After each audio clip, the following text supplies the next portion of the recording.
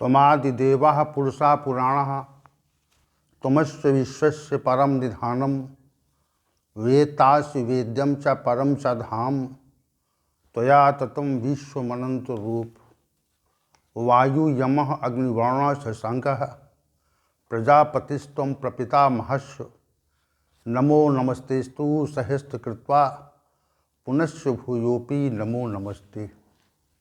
वसुदेवसुतं देवं कंसचाणूरमर्दनं देवकी परमानंदम श्रीकृष्णं वंदे जगद्गुरुं कृष्णं वंदे जगद्गुरुं। कृष्णाय वासुदेवाय हरे परमात्मने प्रणत क्लेश नाशाय गोविंदाय नमो नमः गोविंदाय नमो नमः। हम सभी भगवत गीता ज्ञान के जिज्ञासु और प्रेमी जन इस भगवत गीता के विशेष सत्र में उपस्थित हैं और आपकी उपस्थिति से श्री भगवान परिचित हैं, क्योंकि वह आपके समक्ष भी विराजमान हैं और आपके हृदय में भी विराजमान हैं। यह स्पष्ट है कि हृदय में विराजमान श्री गोविंद हमको प्रेरणा देते हैं कि हम इस भगवत गीता ज्ञान सत्र में उपस्थित हो करके नित्य प्रति श्री भगवान के मुख से प्रस्फुटित ब्रह्मवाणी के की चर्चा का श्रवण कर सकें। इसलिए हम सभी वस्तुतः श्री भगवान के प्रिय पात्र हैं, क्योंकि उनकी ही वाणी और उनके ही मत और सिद्धांत की चर्चा हम प्रतिदिन करते हैं और उनकी प्रियता सदैव हमारे साथ जीवन पर्यंत रहेगी और मृत्यु के पश्चात भी वे हमें स्पष्ट रूप से अपने साथ लेंगे, ऐसी हमारी प्रबल भावना है। आइए चलते हैं आज के इस सत्र के वास्तविक विषय की ओर।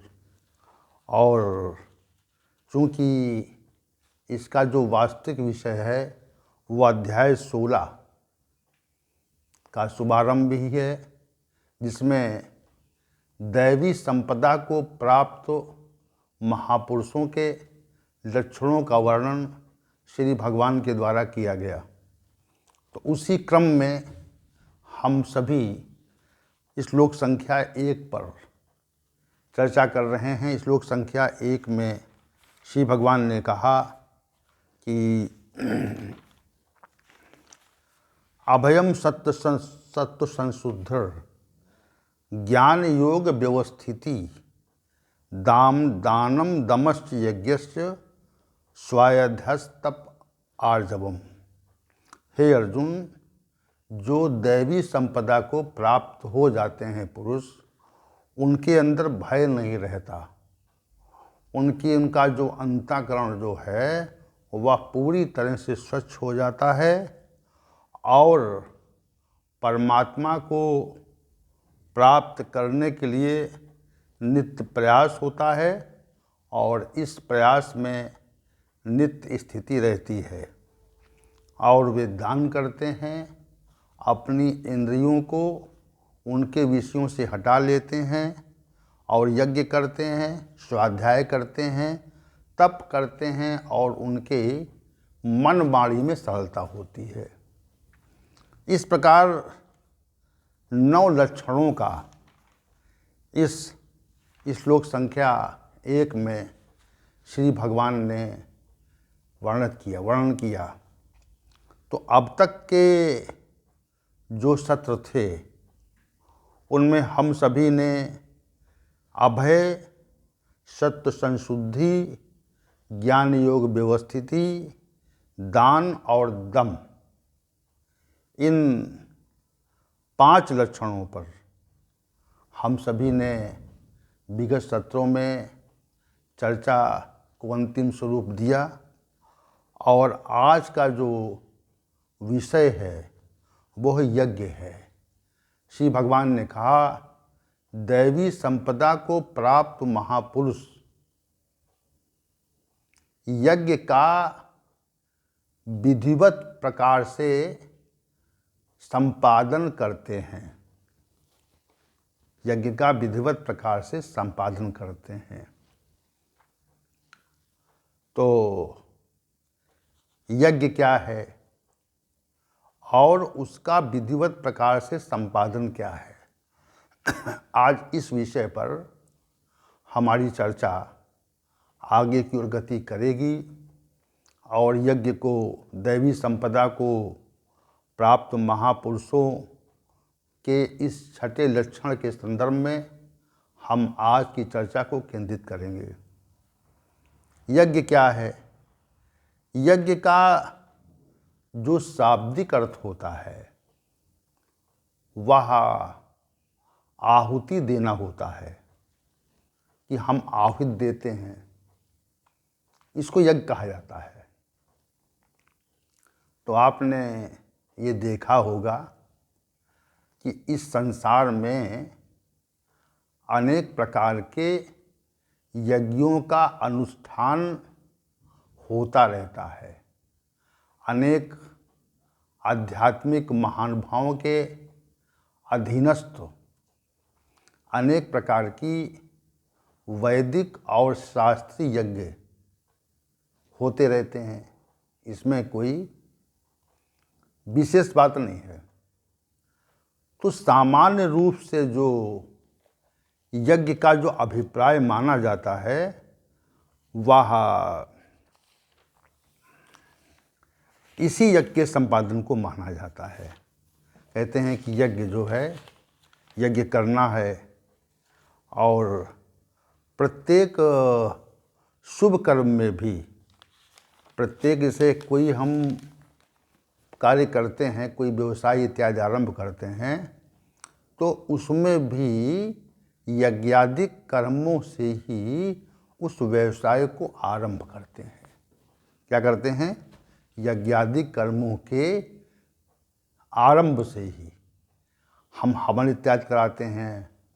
जो कर्मकांडी विद्वान हैं उनको बुलाते हैं, ब्राह्मणों को बुलाते हैं और यज्ञ का संपादन कराते हैं। अब यज्ञ का संपादन क्यों कराते हैं? क्योंकि इसको शुभ कर्म करने के पूर्व किया जाना अनिवार्य आवश्यक समझते हैं, इसको शुभ मानते हैं। तो हमारे यहाँ चूँकि ये प्रथा भारतवर्ष में है, विश्व के अन्य क्षेत्रों में नहीं है, परंतु चूँकि हम सभी वैदिक सनातन धर्म के मानने वाले हैं और जो वैदिक सनातन धर्म के मानने वाले महानुभाव हैं वे अपने किसी व्यवसाय या शुभ कार्य के में यज्ञों का, हवन का संपादन करते हैं। तो एक तो अभिप्राय उसका यज्ञ से इस प्रकार होता है कि हम या तो समाज और लोक के कल्याण के लिए, हित के लिए यज्ञ करें, यज्ञादिक कर्म करें, चाहे वो वैदिक यज्ञ हों, चाहे वो शास्त्रीय यज्ञ हों, पौराणिक यज्ञ हों, जो पुराणों में जो यज्ञों की विधि दी है उसके अनुसार यज्ञ करें, या वेदों, वैदिक यज्ञ माने वेद मंत्रों से यज्ञ करें। और अधिकांशतः जो घरों में यज्ञ होते हैं वो पौराणिक शास्त्रीय विधि से होते हैं। पुराणों में जो मंत्र दिए गए हैं या जो श्लोक दिए हैं उन्हीं के आधार पर हम यज्ञ करते हैं। तो एक यज्ञ का विषय ये है। दूसरा जो यज्ञ का पक्ष है वह भी अत्यंत महत्वपूर्ण है, जिसको हम अपने कर्तव्य के निर्वहन से जोड़ते हैं।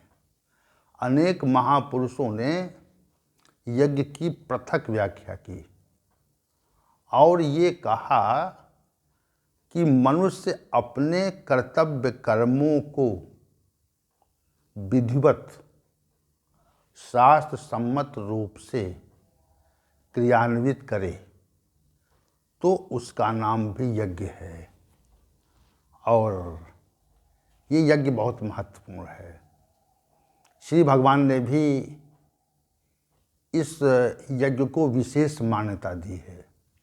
अध्याय संख्या 3 और 4 में विविध प्रकार के इस प्रकार के यज्ञों का निरूपण किया श्री भगवान ने। और कर्तव्य कर्म के संपादन के साथ में ही यज्ञों के संबंध में विशेष वर्णन किया। यज्ञ क्या है? तो हम यदि अपने कर्तव्य कर्म का संपादन ठीक ठीक से सम्यक प्रकार करते हैं तो उसको भी यज्ञ के स्वरूप में ही हमें मानना चाहिए। यह व्याख्या जो है कर्तव्य कर्म यज्ञ का वाचक है, पर्याय है, इस व्याख्या को भी अनेक मनीषियों ने स्वीकार किया। यह कर्म एक प्रकार का तो यज्ञादिक कर्म है जो कर्मकांडी विद्वानों के द्वारा समय समय पर संपादित किए जाते हैं। दूसरा यज्ञ का जो स्वरूप है उसको विद्वानों ने, मनीषियों ने अपने कर्तव्य कर्म से जोड़ा कि हमारा कर्तव्य कर्म क्या है, हम किस वर्ण और आश्रम के व्यक्ति हैं और उसी के अनुकूल हमारे कर्म है, कर्तव्य कर्म है। जैसे एक शिक्षक का जो कर्तव्य कर्म है वह छात्रों को शिक्षा देने से संबंधित है कि शिक्षक जो है वह समय पर बिना किसी स्वार्थपरक भावना के अपने छात्रों को विधिवत शिक्षा दे। तो यह शिक्षक के द्वारा किया जाने वाला यज्ञ, शिक्षा रूपी यज्ञ है। और इसी प्रकार आप प्रत्येक क्षेत्र में देख लीजिए। जैसे आप कहीं किसी सरकारी सेवा में कार्यरत हों तो सरकारी सेवा में जिस पद पर कार्यरत हैं उस पद पर कार्यरत होने के पश्चात आपके कुछ अधिकार हो जाते हैं और उन्हीं अधिकारों के अधीन आपके कर्तव्य कर्म होते हैं। क्योंकि प्रत्येक सरकारी सेवक लोक सेवक होता है, तो लोक सेवक रहते हुए हमारे अंदर ये भाव होना चाहिए कि हम लोगों की, लोग यानी जन सामान्य की सेवा रूपी कर्तव्य कर्म करें।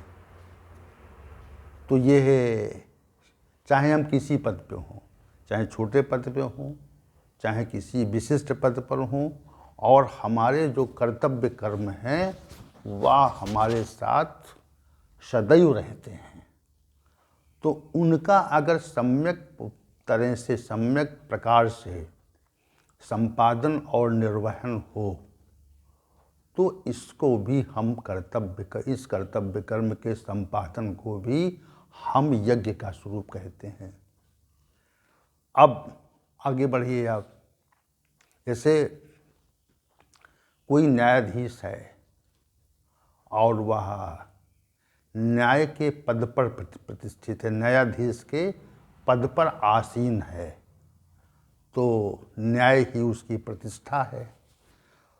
तो वह किसी प्रकरण में सम्यक प्रकार से विधि संगत न्याय करता है तो वह भी न्याय रूपी यज्ञ करता है।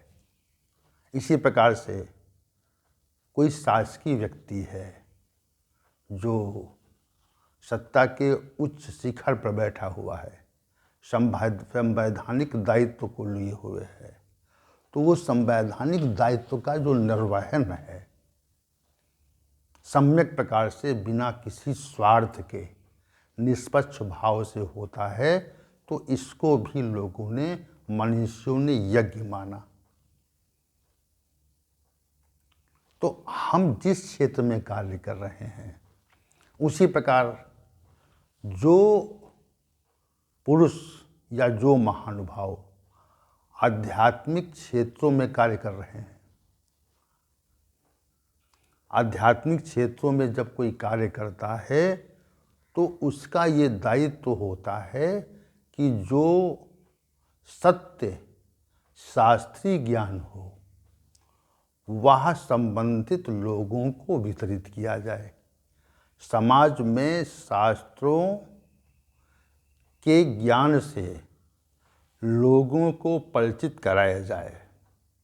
और वर्तमान समय में तो भारतवर्ष या विश्व में अनेक संस्थाएं हैं,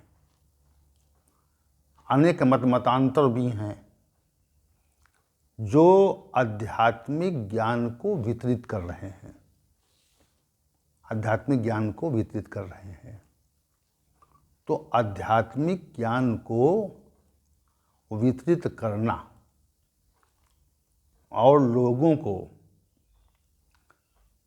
सही मार्ग पर ले जाना,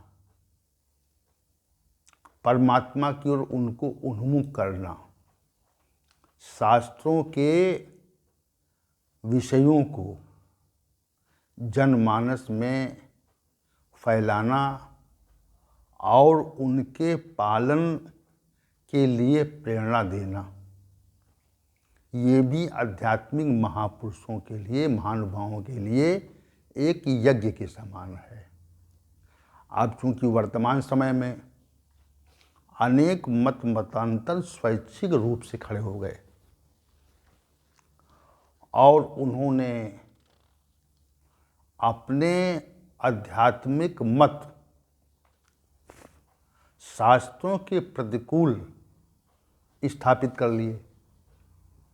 जैसे आपने देखा होगा वर्तमान समय में अनेक शास्त्रीय सिद्धांत जो हैं प्रतिकूल सिद्धांत प्रतिपादित कर दिए गए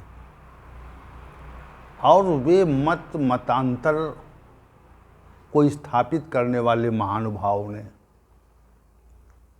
शास्त्र के प्रतिकूल कोई बात कही, उसकी जो नींव है, उसका जो मूलभूत सिद्धांत है वह शास्त्रों के प्रतिकूल चला गया।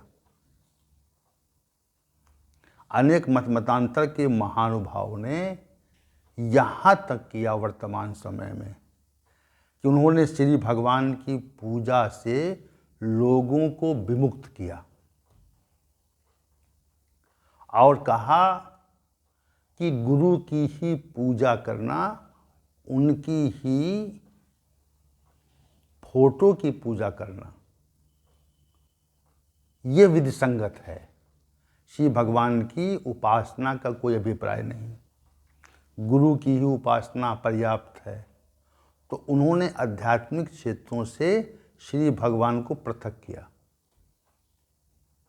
और अपने मतांतर को स्थापित करने वाले महानुभाव की पूजा उपासना आरंभ कर दी।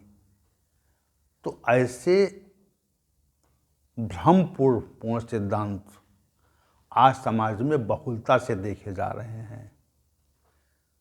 तो ये है जो सिद्धांत का प्रचार प्रसार करना, ये यज्ञ कर्म नहीं है, यज्ञ के प्रतिकूल कर्म है। हम अपने कर्तव्य कर्म को विकृत स्वरूप में जब प्रस्तुत करते हैं तो उसको कर्तव्य कर्म नहीं कहा, उसको यज्ञ नहीं कहा जाता, उसको यज्ञ नहीं कहा जाता। तो यहाँ पर हम सम्यक प्रकार से शास्त्रीय मतों के अनुकूल सिद्धांतों की स्थापना करें और उनको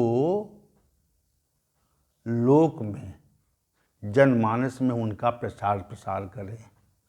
तो इसको भी एक यज्ञ कहा जाता है।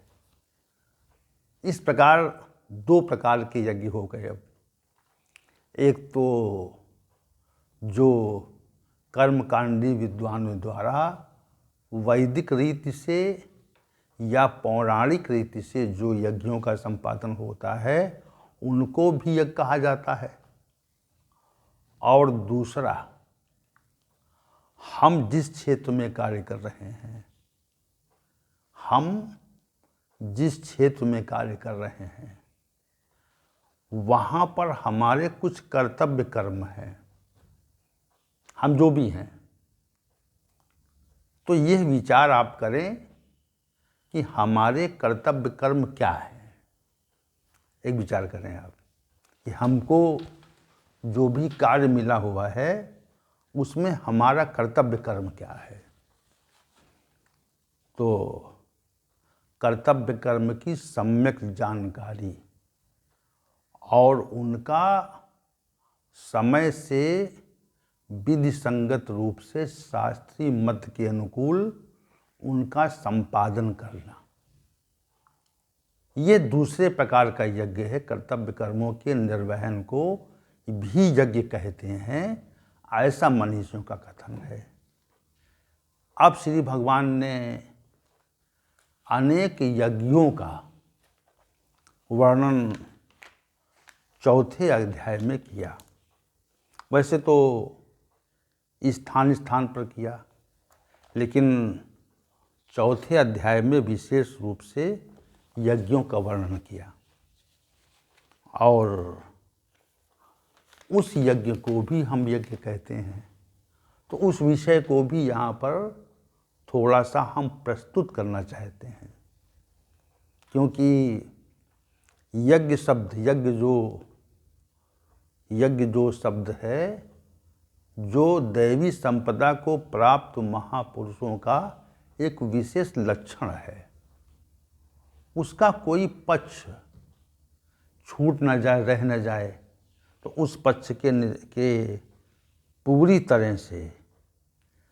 तरह से व्याख्यापन हेतु दो तरह के तत्व वर्णित कर दिए गए। यानी यज्ञादिक कर्मों को भी हमने यज्ञ माना और कर्तव्य कर्मों के निर्वहन को भी हमने यज्ञ माना। लेकिन विशेष प्रकार के यज्ञ क्या हैं, जिसका कुछ वर्णन श्री भगवान ने अध्याय संख्या 4 के श्लोक संख्या 24 से आरंभ किया। और 24, 25, 26, 27, 28, 29 और 30, 31 इतने श्लोकों में विशेष प्रकार के यज्ञों का निरूपण किया। जब अध्याय संख्या 4 की व्याख्या होगी